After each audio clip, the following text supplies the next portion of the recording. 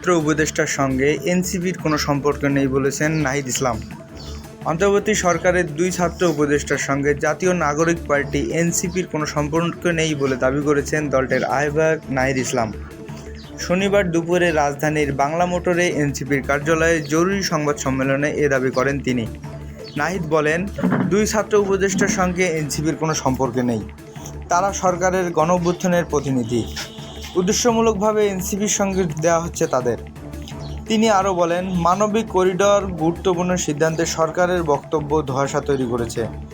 রাজনৈতিক দলগুলোর সঙ্গে ধোঁয়াশা রাখা উচিত নয়। অন্তর্বর্তীকালীন সরকারের সদিচ্ছা ও রাজনৈতিক দলগুলোর সহযোগিতা থাকলে ডিসেম্বর থেকে জুনের মধ্যে বিচার, সংস্কার এবং নির্বাচন সম্ভব। এনসিপির আহ্বায়ক বলেন, গণ-অভ্যুত্থানের মধ্য দিয়ে ডক্টর ইউনূস দায়িত্ব নিয়েছেন। অন্তর্বর্তী সরকারের গণ-অভ্যুত্থানের আকাঙ্ক্ষা বাস্তবায়নের দায় রয়েছে। তাই বিচার এবং সংস্কারের মধ্য দিয়ে নির্বাচনের দিকে যেতে হবে। ডক্টর ইউনূস দায়িত্ব থেকেই সুষ্ঠু নির্বাচন করবেন, এটি প্রত্যাশা।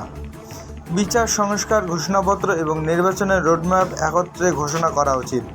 5 আগস্টের পর সেনাবাহিনীর কাছে আশ্রয় নেওয়া ব্যক্তিদের তালিকা আরও আগে দিলে কোনো ধরনের প্রশ্ন থাকতো না। মন্তব্য করে নাহিদ বলেন, সেনাবাহিনী গণ-অভ্যুত্থান এবং পরবর্তী গুরুত্বপূর্ণ ভূমিকা রেখেছে।